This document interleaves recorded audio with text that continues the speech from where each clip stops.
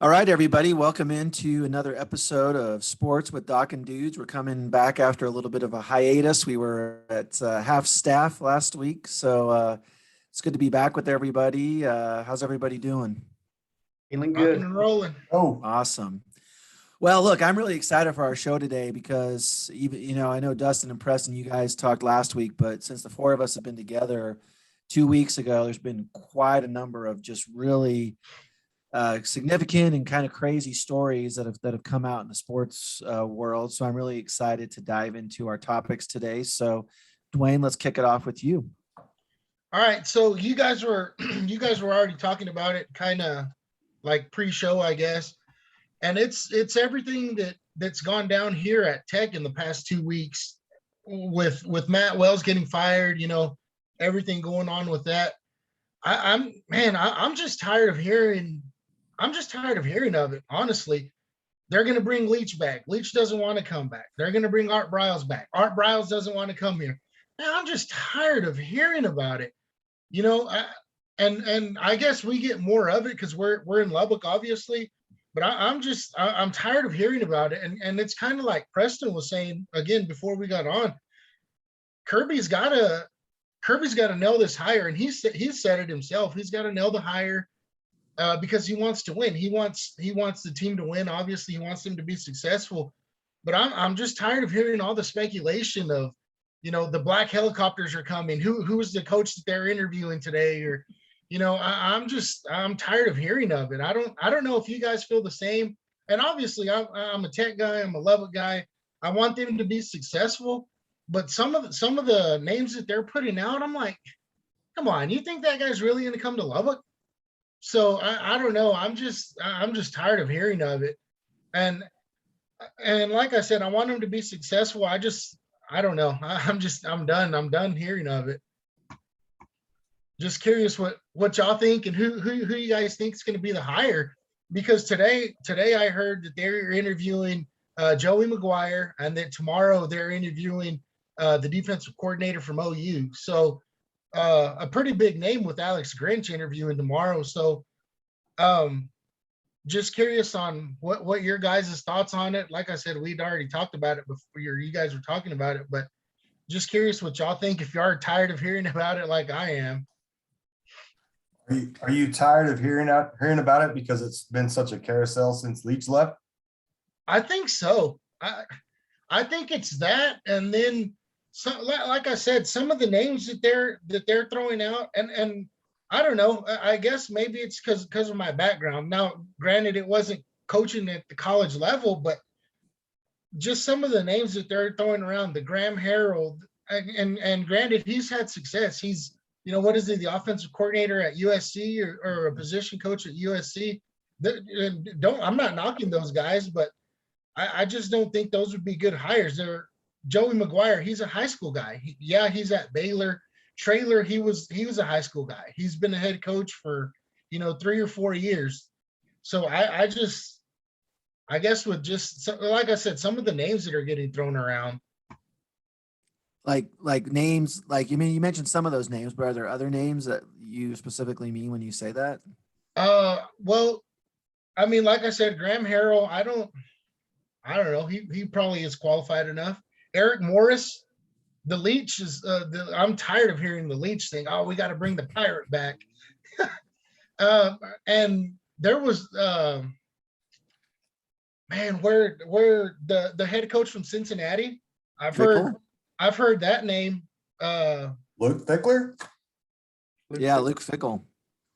Yeah, I think that's who it was. And then there was one other guy. Callie, I should have wrote him down. I didn't think I was going to forget him, but my battery's running low. You're going to start so many rumors now. I know. Hey, that's what we should do, is go get a burner account, see if we can create a bunch of just create interests. rumors. Hearing Saban's agents talking to Texas Tech, wanting to come to Tech, get in trouble. Speaking of that, I saw on Twitter this morning that Tech was going to meet with Leach. Now, again, burner account, just random stuff, but Leach wanting to meet, or they're at least having a little bit of mutual interest where they were going to meet. So I don't know. I don't think it'd be a good time the second time around for him or for anybody. I guess I'm kind of in the same I boat think as you. for any head coach coming to Lubbock, No. it's a big culture change. It's huge Yeah. culture change. Yeah, Preston alluded to it. Yeah, I love Leach. I've loved him since he coached here. I loved him at Washington State and Mississippi State. The one thing I will say though, and I read an article that he's really good friends still with a lot of the higher ups here. I will say this though, that if he comes back, he's going to get that money that he's owed tied into his new contract Oh yeah. on top of what he's making now at Mississippi State. He's going to be super well compensated. The benefit of that, he already knows Lubbock. So he knows what to expect moving here. You got to think, coming from Utah, coming to Lubbock, Texas, that's a culture shock. Yeah. You know, any of these other guys, like you talked about the two high school coaches, they've been in college ranks for 3 years. They're not established, and that's why we keep getting in this circle we get into. Yep. We got to hire these coaches that aren't going to cost us a ton of money, and then we end up keep doing turnover, but then we have to buy them out. And so it ends up costing us money in the end. But it's like, you know, let's go for somebody. Art Browse, no, I would never talk to him again. Yeah. Leach had nothing but it was one guy, and it was an accusation. And then who was the AD at the time? That wasn't Hocup, was it? It was Gerald Myers. Yeah. Gerald Myers jumped the gun on that. And then look where it left us. We've been in this. We haven't had a coach for over 5 seasons yet. Yeah. I think wasn't No. he was in for Cliff may have been 5, but yeah. Kingsbury was. But yeah. other than that, I mean, it's been a rotunda. I'm with you. I'm tired of it. I think it makes us lose a lot of interest in football. And that may be because especially we've had such success in the basketball and the baseball realm. Yeah. With Coach Beard and Tadlock. And they've been here for a long time. Mark Adams has been here forever. So, we're not really getting anybody replaced, but I think that's a huge problem. They need to find somebody that comes to Lubbock and says, hey, I don't see $1 million. I see my kids are going to live here. The wind is awesome. There's no one ever. Yeah. I love to be able to see my dog run away for 2 weeks. I think I think that should be a main priority with. Yeah. So like, do we believe Leach is honestly a possibility? He said he was. I mean, He said he was interested. Yeah. Okay. I mean, I really I don't think- think so. I mean, they might have a talk, but those old wounds are gonna get opened up again, and everything with old wounds, you open up again, those harsh feelings are gonna come back. So, Yeah. I really don't. Well, think- No, go ahead, Preston. I'm sorry. And I mean, I'm kind of in the boat with Dwayne. I'm kind of tired of like the same retreads, and I'm kind of like I'm now starting to fall in the boat that Dustin said last week. Maybe we need to quit hiring guys that are associated with Tech. And we need to quit, looking at the Graham Harrells, the Eric Morrises, because I mean we've done it in the past and look how it's worked out for us. It hasn't worked out great. Maybe we need to get out of our own comfort zone because maybe that'll bring different results. It's different of insanity. Doing the same thing and expecting a different result. I'm still from my wild card pick. Which I don't know if you saw who my wild card pick is, but Coach Prime. Dion? Yeah, there you go. Yeah. No shot. Hey, Coach Dion, do what you gotta do. figurehead. He's So, going to TCU. No, he's not. No, he isn't. He's already used to that double T. That's what they use in high school. Okay, He's Yeah, already there used you to go. it. It's He's used to that double T. good. He's used to wearing that red and black like he did with the Atlanta Falcons. So There Yeah. you go. just like oh man, that would be crazy if Dion was the hire Yeah. here for sure. So, well, let me ask you guys this, because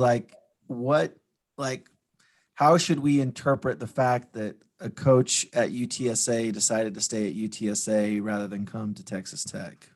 I think it's the state of the program, honestly. Okay. it's very telling. It's very telling. Yeah. We're supposed to be one of the marquee college programs in the state of Texas. We're supposed to be, at least. We're supposed to be in the same league as Texas, A&M, and then us. But we're not that anymore.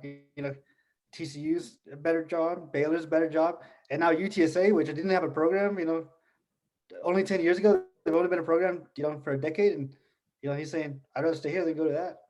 Well, I also think it's like building a house, right? Mhm. Like you start at the foundation, you build a good foundation, you build up from there, you get 3/4 of the way done. And then another house is offered better, but you have to start all over. It's a bigger house. But at UTSA, one thing we just talked about before this is you have to start all over. And your first 3 years are not kids that you recruited. So you're working with somebody else's Play-Doh until you can you're working in somebody else's house until you get yours built up the way you want it. And I think he successfully built that program to where they are today. And I think somebody saying, hey, you built this, we trust in you now, here's 10 years or 7 years, I think it was, that's going to bring you comfortability and know that you built that by yourself. Yeah. Talking about foundation this morning on my way into work, the guys on the Double T radio show, and I don't know, I don't guess because I hadn't looked at really what the roster is, the makeup of the roster is, but they said that they think that Matt Wells is leaving the program in worse shape than Kingsbury did, or at least the roster wise, because his thing was, I'm going to hit the transfer portal as hard as I can to get guys that can start for me immediately and not focus on. I think they said he had 11 high school guys in this last recruiting class. So all those transfer guys, those senior guys, they're out at the end of the year. So, or at the end of football season or whenever they decide to leave. So he's essentially leaving the cupboard empty for the next guy. So, and like I said, I hadn't really looked into it. I know he did go after a lot of transfers, but some of those guys haven't even panned out, the transfer guys. So yeah, they said that they think he's leaving it in worse shape than Kingsbury did. And these are the Lubbock radio guys saying that. So we had 2 years with the Oregon transfer. What's his last name? Tyler Shuck. Shug. We had 2 good games with him before he got injured. Do you think that if he would have stayed healthy, we would have won? We wouldn't have gave up a lead to Kansas State. Do you think that if he would have stayed healthy, we would have more success? I'm a big fan of Tyler Shuck, so I would say yes. Yeah, I didn't watch really. I don't watch much Tech football, to be honest with you. So I couldn't tell you, but I mean, just from hearing everything about him, and I think they win at least one more game. They have at least one more win on their record with them for sure.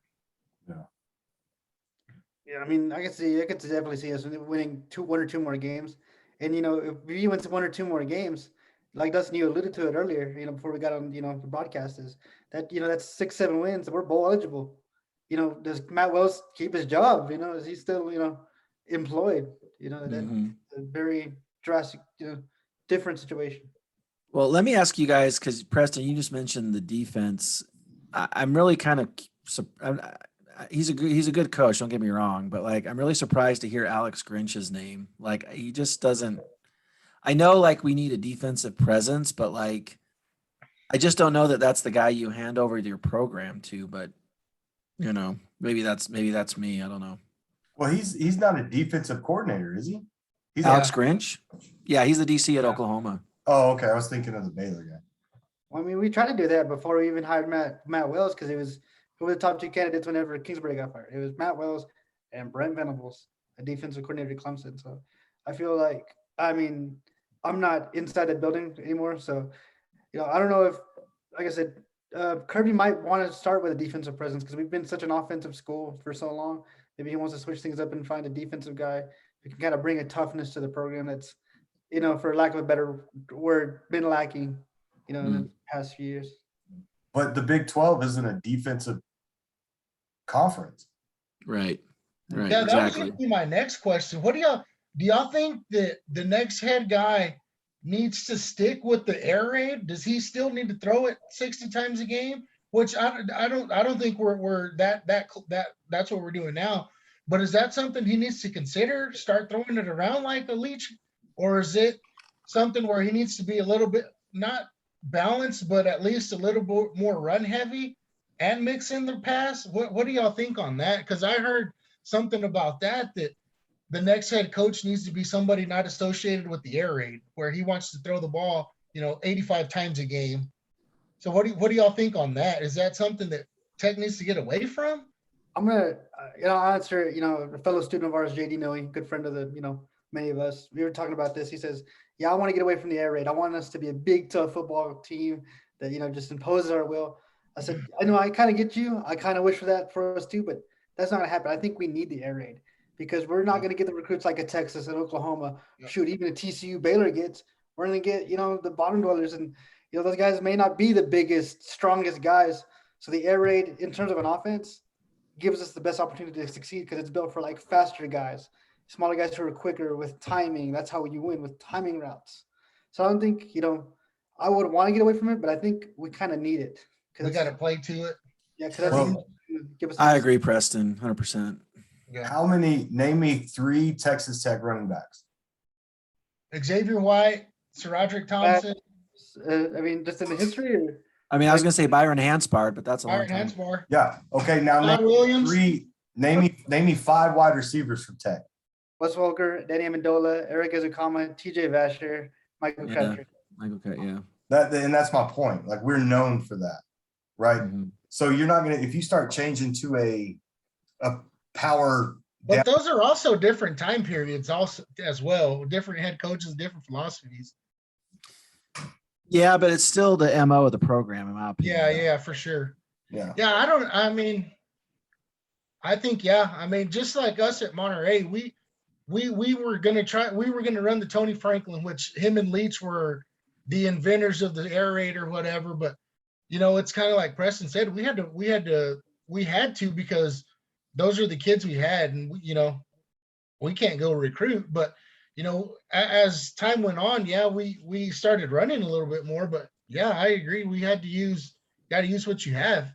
And college is a little different because they can go get guys for the most part. But yeah, I don't know. It's definitely interesting. And I think what wears me out too is hearing the people that have no clue about, I guess it's because I was in it 9 years, just listening to people that have no clue about how a coaching search goes and everything that goes into it. You're not just bringing the head guy. You're not just firing him. He's got probably 40 people on his staff total that he works with every day. So, that probably gets me too, is just hearing all that crap that goes along with it. I don't know. It'll be interesting next couple of weeks. Yes, it will be for sure. So, yeah. Who are we thinking? Like, if we had to say right now, who is the next head football coach at Texas Tech? I would say Or who we want. Let's do 2. Who you want and who you think it'll be. I want Leach, but it's going to be the guy from Baylor. He's cheaper. Yeah. I was gonna say Joey McGuire, and you already know who I want. You already know it's It's coming. prime. I'd be happy with primetime too. I would love that. I think it would be crazy. Come on. His NFL caliber could bring recruits to Lubbock. He don't even Oh, have to- yeah. You don't even have to coach it down, and then just the recruits will come. Yeah. I could see him being just more like a figurehead and then like have a strong OC and a strong DC. And then All he has to do is in his opening press conference, show up with these shades and show up with his Hall of Fame bus and say, "Come to Lubbock." And they will That's right. Yeah. That's They right. will come in droves. I don't know. I've seen him. Have you guys seen that special he's on? Mm-mm. It's on YouTube. Mitchell Report. YouTube. It's like a 6-part series, and it shows him when he started at Jackson State. Jackson State. Jackson State, like from the start when he got there, and how much he invested into the program and where it's at now. Yeah, He's he's a done a lot. legitimate coach that wants the best for his players, Yeah. Yeah. and that stands It, out.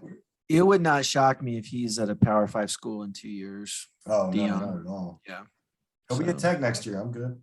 There you go. Yeah. I would love it. I think it'd be I think it'd be really cool. I think like you talk about getting the students on board, because like that was one of my things with Matt Wells is like, and I think I may have mentioned this in one of our classes, but like I never really had any students like just say they love Matt Wells and love the pro, you know what I mean? So I was like, I think the students really want like a personality they can, even though they don't anymore with Beard, but like when Beard was here, they loved Beard, you know what I mean? So I think that is also something to think about of like who's going to get the students excited, because they want to be Oh, involved and man. they want to be there, but they need some love back, if that makes sense. Without him even coaching it down, can you imagine how much ticket sales would go up? Oh, Yeah, crazy. no Yeah. question. It'd be nuts. Yeah. Yeah. Hey, so run a quick question. How do you get on the hiring committee? Because I saw Cody Campbell, a former Tech football player, is on it. How do they do that? Well, yeah, because it's Yeah. him and Womble. It's him and Womble. Oh, yeah. Okay. Yeah, that him, makes- Womble, and Tony Hernandez, who's our deputy AD. Yeah. Yeah. I mean, Okay. That's what I figured. Okay. yeah, I don't know that. I know Cody Campbell's invested a lot. I don't know if it's as much as I don't know if it's been as much as Dusty Womble, but Yeah. he's a power player from my understanding. Okay. Yeah. I just saw on Twitter, he tweeted out a picture of he's golfing. It's him, Trump, and Lou Holtz. Really? Yeah, and Yeah. he's like, "Hey, I got our guy, Kirby Hocutt." Coach Schultz, I love it. Oh my god. The blubber and blondie. Yeah. Yeah, that's funny. That guy. Well, that was a good discussion. So yeah, lots to look forward to with what's happening with Texas Tech Yeah. football. We'll definitely keep our eyes on that moving forward. All right, Preston, let's go to you. All right. From that, real, fun conversation to a very serious one. Obviously, the Henry Ruggs situation, it's impacted many lives, and obviously my thoughts and prayers go to the young lady's family who passed away in an unfortunate accident. My question is, we see stuff like this happen all the time with athletes, whether it's an automobile accident or some other, form or fashion of an incident. Is it our jobs as professionals, once we get in those positions to try to educate them the best we can, resources and stuff like that? Because I didn't know this, but the NFL has a service, not the clubs, but the NFL has a service that you call and they'll come pick you up free of charge and take you home if you are, too impaired to drive. My question is like, did he know about that service? Did he not know? Or did he know and just choose to ignore it? So. Oh man, that is a tough one. And like you say, it's a sad story because people's lives are never going to be the same, right? Like, I mean, obviously there's a family that no longer has a family member. He without knowing how the legal process is going to play out, he's probably going to spend the rest of his life in jail if I had to guess. And at a minimum, he's going to have to live with that the rest of his life. I mean, and when you look at the details, like I think I read he was going 156 miles an hour. Yes, And his blood alcohol content, I think, was twice the legal limit, if I remember the story correct. Yeah. So yeah, I mean, but to your question, Preston, like and I don't know if this is the best way for me to say it, but like people's ability to choose is a sucky thing sometimes, like we want people to make the right decisions, but we also understand that they have the right to choose those things. So, I think you can educate, and clearly I would, this will probably be something if I was guessing like the NFL's rookie program or some of those kinds of trainings, I would guess this kind of case would be talked about and that kind of service reinforced. But at the end of the day, you can only do so much and people have to make their own choices. And, that's just a hard thing to live with sometimes. So that's kind of my 2 cents on it. I mean, you can't micromanage every aspect of the athlete's life. I mean, you have to give them the ability to make decisions, whether we like what they decide, no matter how unfortunate the consequences of those choices might be. Mm-hmm. So I've done a little bit of research just because. So my point, to Preston's point, I want to take it a step farther and say that how Henry Ruggs will be held accountable in this case will either be the bar for which these players are measured, if they're above the law or below the law, right? So in the state of Nevada, a Class B felony, which is what he's being charged with, carries a maximum sentence of 20 years. It also says, though, in the majority of criminal cases, Category B felonies can be plea bargained down to a lesser felony, a misdemeanor, or possibly a full dismissal. So he can be charged with all this, and he didn't just get a DUI. He killed somebody. And there was an article by Yahoo, and it said that a bystander, the RAV4 of Tina Tintor, who passed away, was hurled 570 feet down Rainbow Boulevard. Yeah. Despite the efforts of Good Samaritans to free them, they could not free Tina or her dog Maxie. One of the Good Samaritans said, "I thought for sure we were going to be able to do something. The fire was so small at the time. It just grew fast, really fast. There was one person with a fire extinguisher, a county worker. It didn't work. It wasn't enough. It was just so fast." He also said that she wasn't killed instantly. She was actually still alive. You could hear her breathing. She had her seatbelt on, and I was trying to cut that away, trying to grab them by their shoulders and pull them out, but that wasn't working. They were pinned. The seatbelt was on, the airbags were in the way, and the door was jammed. So this wasn't something instant. It's like you hear about it and you don't really think about it until you hear somebody else who was there and say, you could hear her breathing. Yeah, I heard that they could hear her screaming. Yeah, you also read later on that article, it goes on to say that she was taking her citizenship test next week to be a United States citizen. She was from, I can't remember, and I apologize for that. But this is a young woman who was 23 years old. So she was a year older than Henry Ruggs. She worked at Target. She was just a normal girl. And that whole family's life is shaped because, and it's not just Henry Ruggs. It's somebody being that careless to go 156 miles an hour. And they said when he slowed down, he was going 127 when he hit the back of her car. So the thing that I'm going to say is this, is if Henry Ruggs gets off, like we've seen before, professional athletes and celebrities, because of their status, they're able to kind of take it down a little bit more. You know, look at the Ray Lewis thing and everything from the past, Ray Rice. It's like the bar is supposed to be up here for normal, for us everyday citizens, right? If Henry Ruggs gets put down here, say he pleads down to a misdemeanor, how much of an impact will that have on the rest of the leagues and those people, all those athletes and celebrities who say, you know, well, look, we're not held in the same area of responsibility like everybody else. I mean, it'll be a travesty, and it will reinforce the idea that if you play sports really good, if you're this national figurehead, you may not be held up to the same standards that us average Joes are. Is that right? Hell no, it's not. Is it the reality of the day? Yes, it is.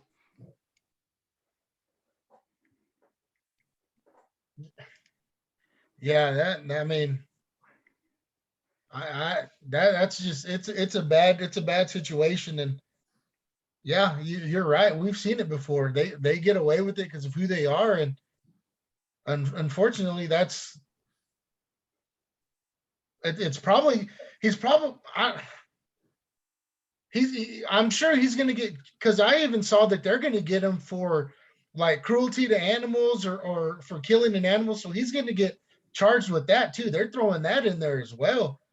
So I'm sure he'll get charged with something. I just don't know if it'll be like, because what is it? He's getting charged with like DUI with serious injury or with death or something like that. So I'm sure he'll get some time. I just don't see it being what we would get if we were in that situation.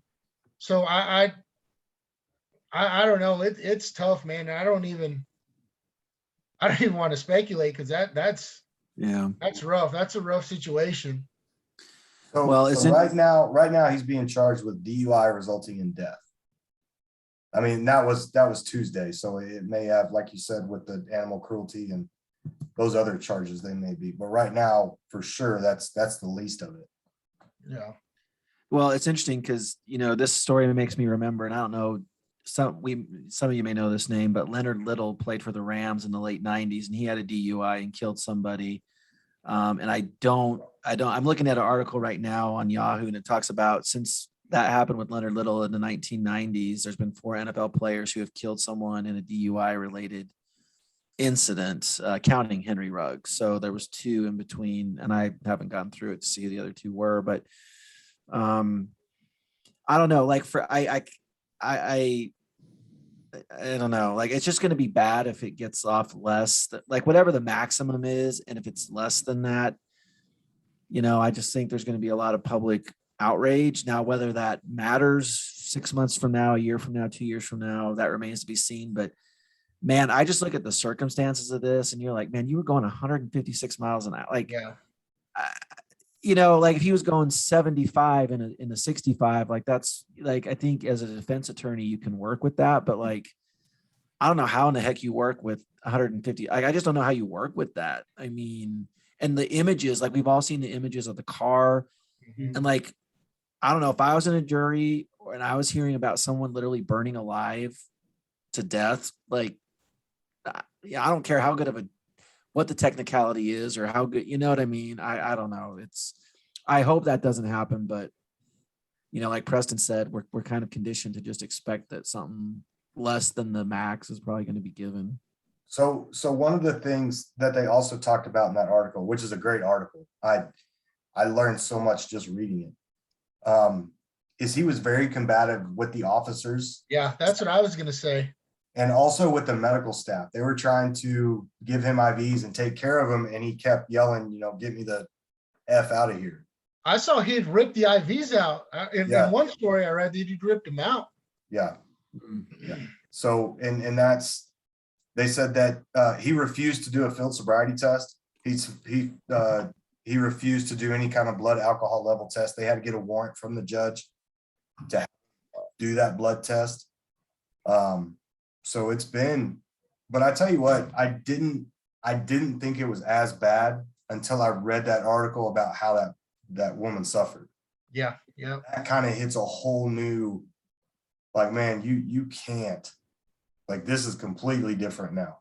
Like, and it's not to say it's not bad that she died at all, but to know that she suffered because of somebody's negligence, and just because this guy, the prosecution wanted his bond set at $1 million. The defense wanted it at $150,000, and that's what the judge said. Yeah. You have to pay 10% for bail. You can't tell me that Henry Ruggs doesn't have $100,000 to get $1 million set out of bail.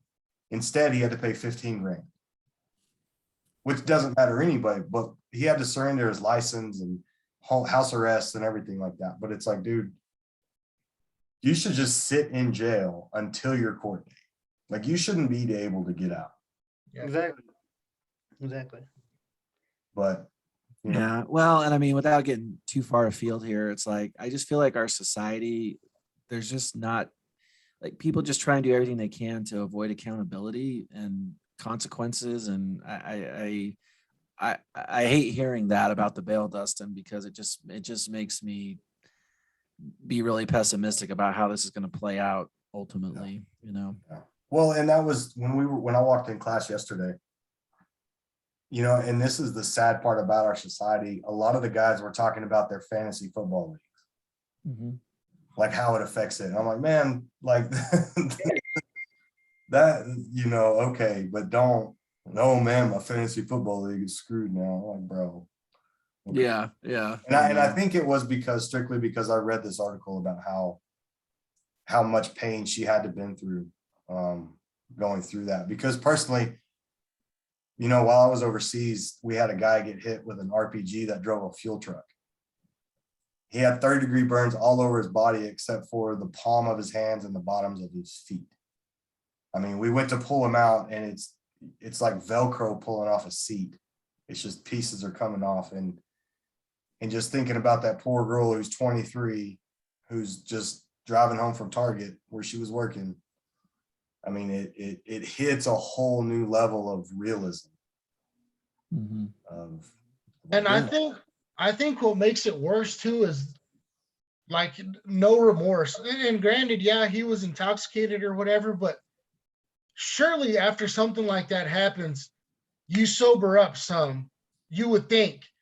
But I guess just the way he was acting, and I read too, one of the officers was like, "Hey, do you remember what happened? Do you know what happened?" He's like, "Nah."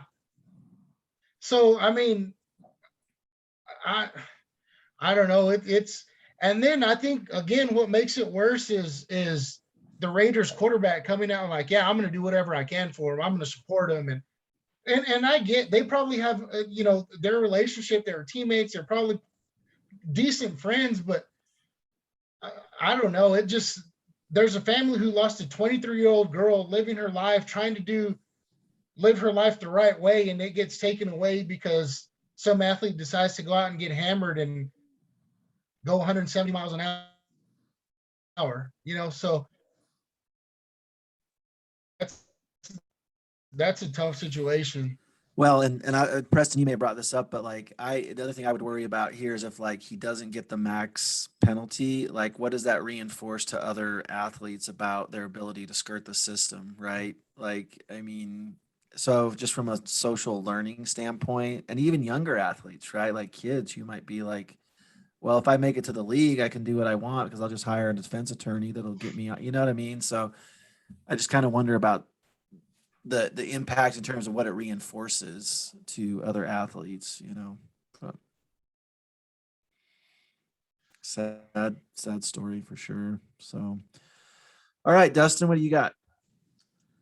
College football rankings. All right, Oh, boy. yeah. So the first rankings came out, a whole lot of controversy. Cincinnati got left out. They're number 6 of the football projections. You got Alabama, who's in for the 1-loss team. Who else? Oh, and then you got Georgia and Is it Oregon? man, I'm sorry. Oregon's number 4. Yeah. Oregon's number 4 with a loss. Oh, there it is. Sorry, I was That's all right. all into this Henry Ruggs thing, man. This thing got me.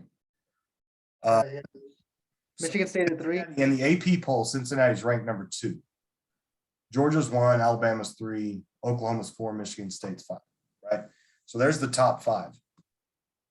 So what I'm concerned about is when I read the article, they were talking about how Cincinnati is in the AAC, and so they don't have a tough enough schedule, right? We all know the SEC is like the elite conference, right? Brock Lesnar. Yeah. But so they have Georgia, Alabama, Michigan State, and Oregon in the top 4, and then Ohio State and Cincinnati as 5 and 6. So because Cincinnati can't do anything about their conference, which is one of the things they stated, was your conference isn't good enough for you to get in. And I allude back to UCF in 13-14. They went undefeated. The next year, of course, they went and got slaughtered in a bowl game. But the main thing what else does a college football program have to do that's not a Power 5 in order to claim that they're good enough to get in the college football playoff? I think one that immediately comes to my mind is when Hawaii and Colt Brennan went and played. They were in like the Sugar Bowl. They were 12-0 or 13-0, whatever they were. I think it was a Sugar Bowl. They go and then they just get demolished. By So Georgia. I think, was it Georgia? Yep. I think they want. I mean, your money's coming from TV, so you want to be able to sell a game, but you also want it to be competitive as well. And I think they just don't want now. There are some exceptions. I think they just want it to be a competitive game, not like that. And I don't know. That just immediately comes to my mind with that argument is always going to be there. Is what do we have to do to get there? And that OU or that Hawaii and Georgia game always comes to my mind because of the result of it. But then, you have the Boise State and Oklahoma thing as well. So I think you just got to be able to sell the game and sell yourself. I don't know. Now, I don't know how you do that other than going 12-0 and winning your conference, but I conference has a lot to do with it. So let's say, because Georgia and Alabama will play each other in the SEC championship, right? Mhm. We have to say that unless something happens. So if Alabama, let's just say Georgia loses and that gives them their one loss, right? So you got Georgia and Alabama. Do you think one of them will lose out in the top 4 to an Ohio State, which is in a Power 5, or even Cincinnati if they go undefeated? I don't think they will. Obviously. Yeah, I don't either. I would like to say yes, but history says no. So is the system broke, and how, just your viewpoint, how can we fix it? I mean, I think it is broken. I think you need more. You need a bigger playoff system instead of just 4. mhm. Now, again, what's the number? Is it 8? Is it 12? Then you go into all that stuff. But I think you need something bigger, something more than 4 teams, where you can have that Cincinnati get in, or you can have that Hawaii or Boise State, get an at-large bid like they do in basketball. So I think it's something more than just 4 teams, where it's going to be probably 2 SEC schools for sure, and then whoever else, the other 2. Mhm. Yeah, I think the system's broken. Like I'm with Dwayne, we need to expand it. If we listen to Mike Leach, he said 64 teams. That'd be interesting. To do 64 teams. Play Yeah. 5 games. Yeah. But in terms of like other ways to fix it, there's no way to fix it. Before it was a playoff, it was the BCS, rankings. You're at the mercy of the computer and how it, looked at your schedule and stuff like that. You hop in, you could win a game and lose down in the rankings. I mean, it's just you're at the mercy of the voters. So conference does matter, immensely, because I mean, those conference games you can't schedule. Those are the teams you're consistently playing. If you're consistently playing and beating good competition, you're going to be looked upon more favorably. So, Yeah, I would agree with you guys. I think the system's broken. It sucks for these schools, and that's why Cincinnati and UCF are going to the Big 12, because that's how you solve it. So, if this is 2 years from now, maybe it's not even an issue, but it's still just a problem for me, because you can make, I mean, if you have a handful of 1-loss teams, like and you talked about the polls. Like, for the life of me, I can't understand why Ohio State is ranked ahead of Oregon in the polls when Oregon went to Columbus and beat Ohio State at Columbus. Now, granted, it was the second or third game of the year, but they still did that. And you're saying that Ohio State's ranked ahead of them. So there's just too many.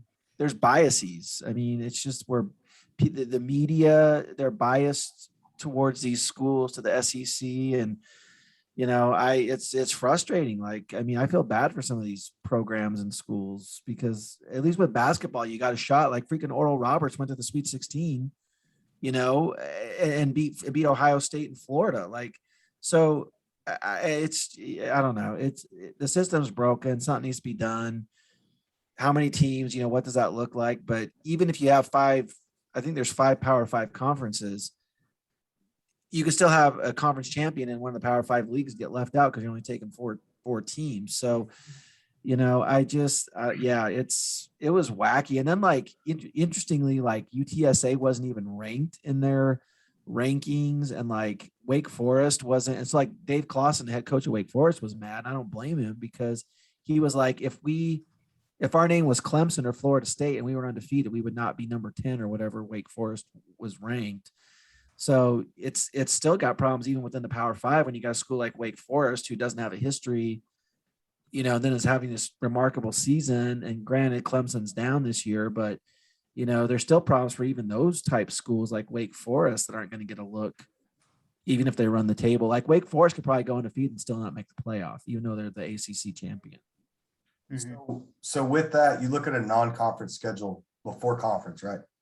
So you take Cincinnati. They beat Notre Dame at Notre Dame, right? And then, so you look at that, but then you look at who Alabama plays in their non-conference. I mean, they're playing Mercer. University of Tire and Hair Care cosmetology licenses or something. And so, but just because their 5 games in their conference, right, are stronger than Cincinnati's in the AAC, you know, it's kind of a wash. I would think it'd be more of a wash. Now, also in the SEC, who else is in the SEC that's ranked? You got Georgia. Georgia at 1, Alabama at 2. Miami's not. Ole Miss. Yeah, Ole Miss, right? So you got 3. Kentucky. I mean, But the only plus side of this is how the conferences are realigning, which, you know, it's a waiting game. But you got Cincinnati, BYU's ranked 17th. They're coming to the Big 12. Cincinnati's coming, you know, and stuff like that. So And Houston, isn't Houston in the top 25? Aren't they now? mhm. They're not in the college football playoff, but in the polls. Yeah. Yeah. Mhm. So that was So that's another question. If you have, so the AP poll is made up of the writers, right? That's who makes up the AP top 25 poll. And now you have this bowl championship committee who is made up of all these odd and end people. You know, hell, Condoleezza Rice was on the committee at one point. So how come they can be so different? You know, do the football writers know more and they have a more accurate list? Or does the BCS committee, you know, Kirby Hocutt was the first one, the first chair of it, which was kind of cool to see. But now it's kind of came to a point to where it's now it's not the writers, it's this eternal committee that they have their own loyalties as well. Yeah. I think name recognition has a lot to do with it too. Kind of like you said, Alabama's going to go hang 90 on Mercer, but who would you rather watch on TV, Alabama or Cincinnati? Yeah. I think name recognition has a big deal with it too. UTSA, I don't want to watch UTSA. UTSA and UTEP, their game this weekend or next weekend got pushed back so it could be on live TV. People are pushing for game day to go there. So, I mean, really, it's going to be a big deal in Texas. It's going to be a big deal in El Paso with those 2 cities. But I don't think it's going to be as big of a deal as it would be if it was Alabama and, you know, I don't know, Alabama and somebody. So I just think that name recognition has a lot to do with it. Well, and don't discount the networks. Like, yes, they have a say in this, I believe. So it's like, you know, trying to sell Cincinnati versus Georgia or trying to sell Georgia versus Ohio State, right? Like, we know which way the networks are going to go on that kind of thing. So, and they write the checks. So it's also Yeah, like so that's just like what Preston alluded to, or Dwayne, I'm sorry. You know, that UTSA plays UTEP next week. And then you have Alabama playing New Mexico State. You know, tickets at Alabama, New Mexico State are going for $12. They're starting out at. You know, it's horrible. Like, I'm so, like, this is almost like the coaching frustration. Like, I'm just, you know, if you're a Power 5 team, you can only play Power 5 schools. Like, that's it. You can't go, which sucks because all these other little conferences they won't get. But look, pick 2 teams that are non-Power 5 conferences and play them. But the rest of your games, like, I would be able to understand a lot more if there was more than 6 games. You know, Cincinnati has, you know, they beat out of conference teams. Like you said, Oregon, Ohio State. That's a good matchup because they're both well-known schools. If college football said, okay, you have to play 9 Power 5 schools, the other 4 you can play whoever you want. You can play New Mexico State. But you're Alabama. You've been in the college football playoff every year. Go play somebody that means something. I don't know. agree 100%. I get so sick of it. It's so aggravating. Like, and I remember the year, and granted, they won the national championship, but it was like the year Ohio State made it in over TCU and Baylor, which I think was like 7 or 8 years ago. It's like, it just sucks because like you just go to the name brands, you know, whether they're the most qualified or not. And And I think college basketball has a great, and granted, it's a different sport, but like if you look at those preseason college basketball tournaments that we get and the matchups we get in those preseason college basketball tournaments, like those are legit matchups. Like I'd love to see Cincinnati play Alabama in like Arlington, at the beginning of the season, or Oregon play Alabama in Arlington, or you know what I mean? Like whatever. But I hear you, Dustin. It's frustrating. It sucks for me anyway. Yeah. So could a solution be that like in the NCAA tournament, every conference champion is an automatic bid. Mhm. They get into the tournament, right? And then it starts going after that. But in college football, every conference champion gets in, and you expand the playoff. Every conference champion gets in. So that way you do have a chance to watch Cincinnati beat Georgia from the AAC beating the SEC. Because the best thing about college basketball March Madness is the upsets. Mhm. And I think that's what drives March Madness to be as popular as it is, because anything can happen. What do you think, Dustin? I mean, I'm right there with you. The conference, expanded. I was thinking like 14 teams, kind of like what the NFL does with 7 seeds. You have each conference champion that's 5. They're right there, and maybe some wild cards like Cincinnati, like at Wake Forest, and maybe Wake Forest has to play Alabama. The 6 seed versus the 1 seed, and let's see if they can pull it off. I mean, I'd love to see it. And like y'all said, those preseason matchups or those early season matchups. What's frustrating is that used to be a thing, not even 2 or 3 years ago that we used to get. I remember sitting in my dorm room, my sophomore year, watching Florida State, which at the time they were a big marquee, a program, playing Alabama in the Orange Bowl to kick off the season, and it was an exciting matchup. Instead of seeing, Alabama play, like you said, school for the blind, and I don't know, whatever. So Well, and honestly, like, yeah, I would love to see. I would love to see some of these big schools go on the road. So, like, I talked about that game. I remember, like, when Boise State went down to Georgia Dome and played Georgia and beat Georgia.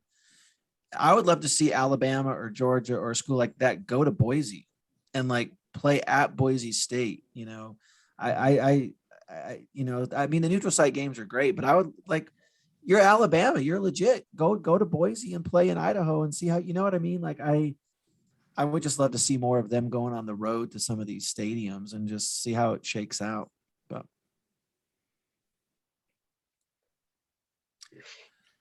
What do you all got? right.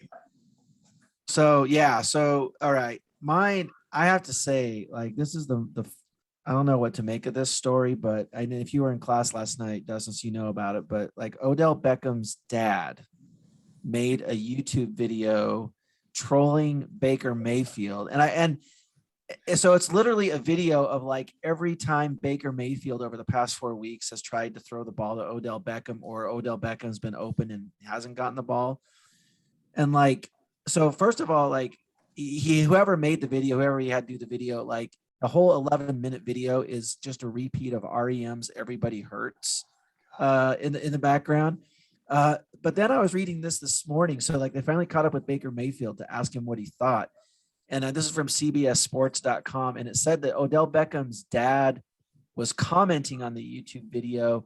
And he said that one of his comments was that Baker Mayfield was either hating on Odell or he just doesn't want him shining.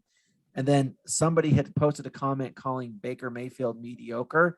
And Odell Beckham Sr. responded to that particular comment with the hashtag big facts.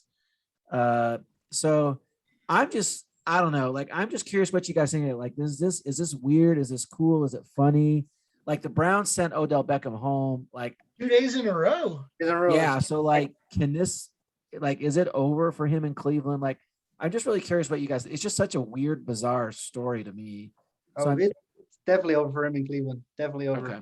And it's funny for us, but it's very detrimental to the locker room.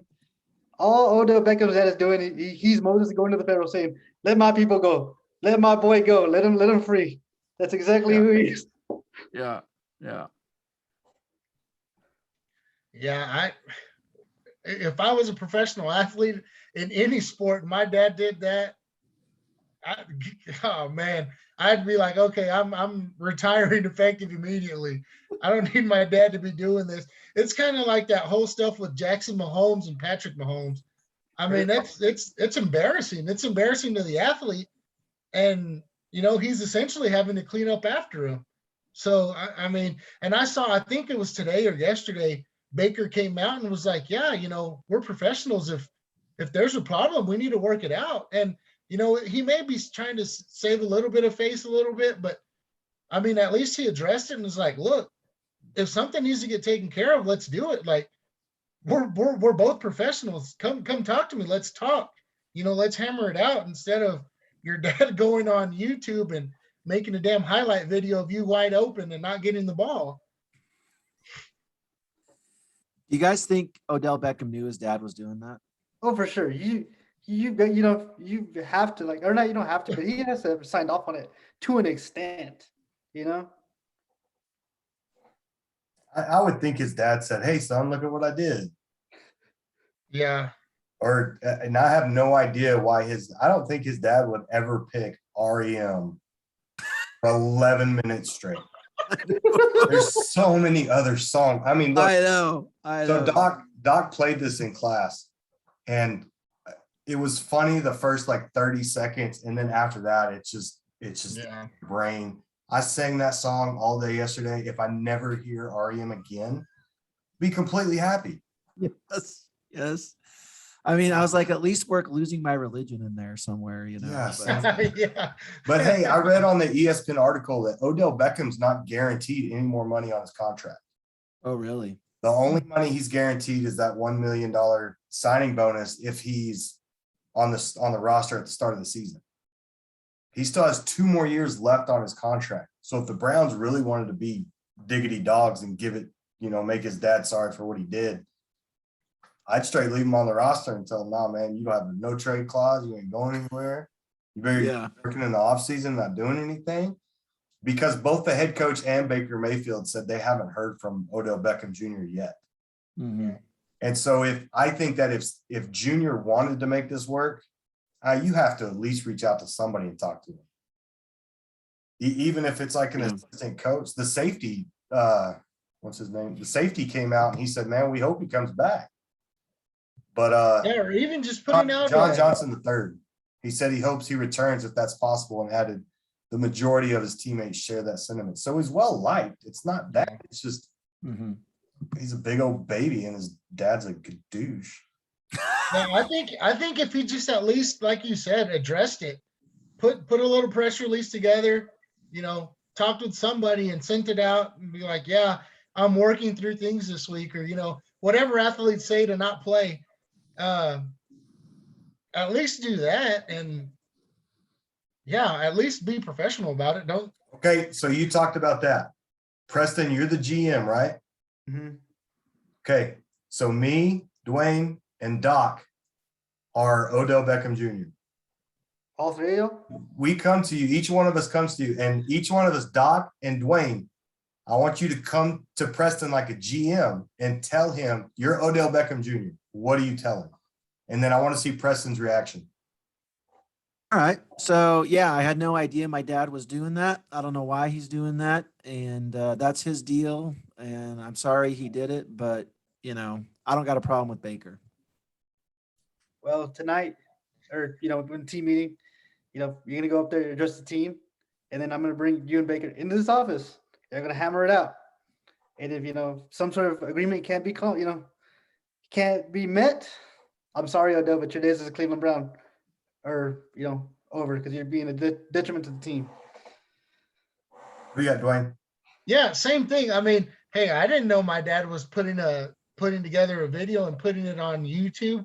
I mean, if I had a problem with Baker or with the coach or anything, I'd want to talk to them. I want to meet with them face to face, one-on-one. And if you need to be there, then you need to be there. But no, I want to be a part of the team and I want to play for the Browns. And I have no problem with Baker. Again, you can address the team. You're going to say exactly what you said to me, to the team. And I want you to bring Coach Stefanski, Baker, and you and myself will be in this office. And we will hammer out a solution. We will hammer it out like men. And if we can be a team and stay together, that's all fine and dandy. But if we can't, I can't have you being T.O., the Cowboys, Romo. So I'm going to have to let you go. Sorry. A quarterback. I like it, Preston. I like it. Okay, you ready? Accountable. That's good. Yeah. Hey, Look, boss, my dad's a dick. He posted some stuff. I don't agree with it, but he did it. I don't like Baker either. Throw me the ball. I'm not getting near my attempts.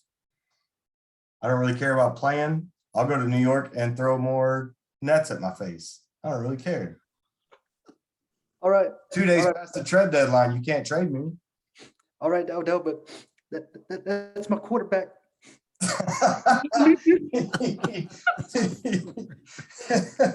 Oh, that's awesome. That's a good call. Oh man. Pulls out the TO. Yeah. Oh man. That's good stuff. That's good role playing, Preston. See, good experience for you, right? When you're in Yeah. where you're in the hot seat. Can I use That's this good. for like my applications to places? Can I use this for sure? Yeah, heck yeah. So Make sure you're oh, the first one that's all professional and not the sunglasses one. yeah. I I think kinda how you wanted did to- it, Dustin, is how OBJ would really do it. That's Oh awesome. yeah.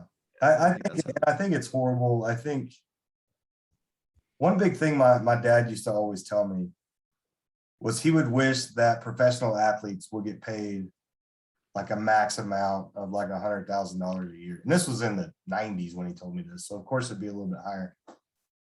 But you got people that hate going to work now, that work at, that work various jobs, Home Depot or something like that. They don't want to go, but they can't sit at home and have their dad make a damn YouTube video of how much they're working and not putting away lumber or something like that. But I mean, it's getting bad, and these guys are getting entitled.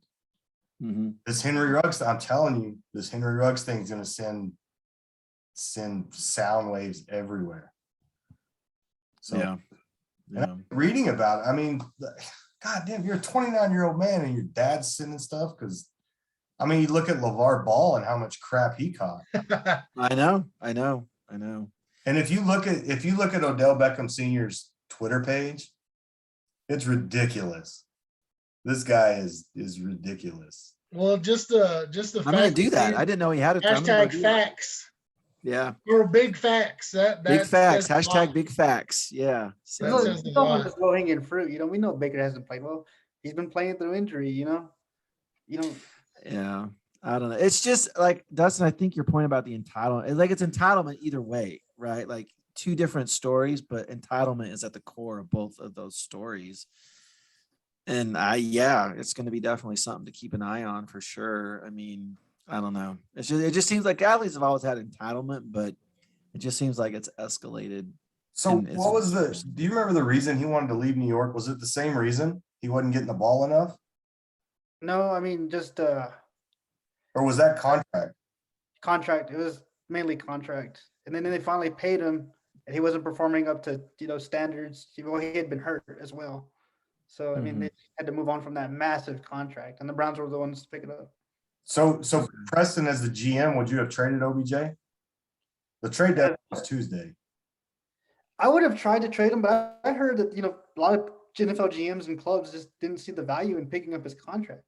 So it's like, even if you wanted to trade him, you couldn't find a trade partner. Yeah.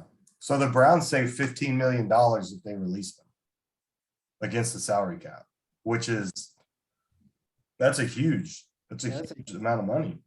3 players. Will we see him again this year? I don't think you see him again this year. I mean, it's very rare to see a player excused from practice 2 days in a row. I really think they're excusing him from practice to kind of let this thing simmer down because Baker's not a Baptist minister, but if he sees Odell, he's have to put some hands on somebody. Yeah. That's all they do. I mean, I'm sure in Preston, with being a GM and all that, I'm sure they're pissed. I'm this isn't we're having a good time with it, but I'm sure the GM and the owner, I'm sure they're pissed. They have to be pissed about this because it's all over, it's all over the news. It's all over Twitter. I mean, freaking Damian Lillard was commenting on it. I mean, LeBron's commenting on it. It's just a nut. I don't know. It's just nutty, but I don't know. So, but that's the world we live in now. This is the life of a GM. Or a head coach, and I know we talked about this a little bit last night, but I could totally see the parent of a college athlete doing something like this, of like, Happens in high look how school. many times my daughter's open or my son's open, I mean, Craig James, we alluded to it. Craig James and his son, Aaron James. yeah, Why isn't my son playing? Well, kind of deal. yeah. So but we talked about this last night in class, and I can't remember who brought up the point, but the transfer portal is going to make it a lot less likely. Spencer Rattler, he's fixing to be in the transfer portal. Yeah. So do you think the transfer portal is a problem? Me Hell, personally, Charlie Brewer's already in it. I know, Jug, all that. Yeah. I don't think it's a huge problem, me personally. But that's just me. I don't have a big issue with it. So I think there's good and bads too. There's good things about it. There's bad things about it, of course. If you're a kid, 18 years old, you may not make that initial college choice. That initial college choice might not be the right one. So it gives you an opportunity to leave. But at the same time, like you said, these kids, it's accountability. Being able to stick things out and kind of have some grit and kind of work through some stuff that greatly diminishes that quality or that aspect that can be taught. Because even though, a lot of these kids coming out who are recruited, they might be the best thing in their town, 5,000, and then they go to a big program like Alabama and they're nobody, having to learn to kind of stick things out and hey, maybe you'll play, got to maybe not to your senior, but you'll play if you stick around, and have that transfer portal and just given the ability to leave and go play at, I don't know, Blink College. I don't know. yeah. It's definitely. It's a blank college. All right, so we got the end of the show. Me and Preston made picks last week, and it was pretty fun. Let's do it. We're gonna make a college pick and a pro pick, and then we're gonna have an upset pick. So do you guys need kind of a schedule? Yeah. Hey, what sport are we doing? Are we doing football, basketball? Or? We're gonna do football, basketball. I don't want to do that one. Okay, so tonight we have the 2-5 Jets versus the 3-5 Colts. Oh, gosh. What do you got? Is that quarterback still playing for the Jets? What's his name? He's supposed to be starting tonight. Zach Wilson. No, Zach Wilson. The other one. Oh, he's out. Oh, okay. Yeah. That boy, he threw for 400 yards last week. He ignited that to a win. So I'm gonna take the Jets. I think for some reason this team has responded to this guy in particular. They're rolling hot. I'm gonna take the Jets to upset the Colts tonight. Where's it at? Is it in Indy or is it in New York? It's at Indy. All right, I'm gonna take the Colts. Then playing at home in the dome. So I'm gonna go with the Colts. What do you got, Dwayne? Say what was their record again? Jets are 2-5 and the Colts are 3-5. So basically the Jets or the Colts haven't had a bye week is pretty much the only reason. But I'm gonna go with the Jets. you go with the Jets, J-E-T, Yeah. Jets. All Call right. me Fireman Ed. All right, Yeah, we got 2 I'm and in. 2. Let's pick one more program. Okay. Let's go with oh man. Okay, we'll go with this. So you got the Bills and Jags. I can't find the stats on. Never mind. We'll just pick a team. I'll have my stuff better ready for next week. Okay. Let's go with the Packers and the Chiefs. Ooh. No, Aaron Rodgers is out. Okay, we'll go Titans and Rams Okay. Ooh. At Los Angeles. at Los Angeles. Man, the Rams are playing good. I mean, Stafford and I mean, I Von got to go with the Miller? Rams here because Derrick Henry, I think, is if he's not out, he's at least had some. Oh no, injuries. he's done for He's this. out. Yeah. His foot- Okay. Then foot I'm for sure surgery. going. I'm for sure going with the Rams. Then Same. I'm gonna go with the Rams. They just got Von Miller. Aaron Donald by himself eats up 4 or 5 blocks. Now you got to block Von Miller. He gonna get some sacks that day. And Yeah. that wasn't a good one, but we'll stay with that one. I was gonna make you guys pick between the Browns and Bengals or the Texans and Dolphins. oh boy, Oh, here we'll do this one. We'll do this last one. Browns and Cowboys. or Broncos and Cowboys in Dallas. Cowboys. Yeah, give me the Cowboys. Cowboys. Cowboys are playing good. Dak will be so- back. I mean, like I said, the Broncos just traded away one of their best players in Von Miller. I bet that locker room is dejected. It's not a good deal to be a I Denver. saw a we'll do tweet. We'll do an over under 35. The Cowboys going to score more than 35 or under 35? I'm gonna go under. Yeah, I'm gonna go under too. I'll take the over. I think they can score more than 35 points against the Broncos. I saw a tweet this morning. Von Miller was like, I went to sleep at, you know what, 4 4 and 4, 4 and 4, woke up 7 and 1. That's good. So Yeah. Okay, so we got 2 college games. All right. We're gonna pick. We got Auburn, 13 Auburn, and 14 Texas A&M. Who do you got in College Station. in College Station? Yeah, I'm just not a believer in Auburn. I think at home A&M wins that game. So give me A&M. Yeah, same. A&M's tough to beat at home, so I'm going with A&M. I'm gonna go with A&M as well. When A&M gets to playing with a 12 man behind them, they turn into somebody different. It's like they turn into Super Saiyans or something. All of a sudden, Oh God, you went deep with that one. Yeah. Okay. No, that's a joke one. Here we go, Georgia, Missouri at Georgia. We'll do 35 for Georgia. Is that an over or under? Oh, over easily, in my opinion. Interesting. I'm gonna go with the under actually, because I don't think that's just the style of Georgia's play style. I think they're a team that likes to play good defense and just run the football. And when you shorten the game like that, you may have the opportunity to score 35, but more likely you won't. So they're still gonna win, but I don't think they score 35 points and above. Ooh. What do you got, Dwayne? Over? or Yeah, under? I'm going to go under as well. Okay. And then what I'm going to do is you're going to pick 2 teams. Let's go with. Oh, you know what? Who does Tech play this week? They're open. Oh, thank God. We don't lose.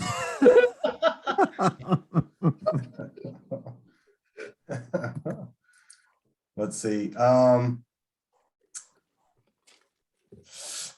man. How about I saw one. I don't know.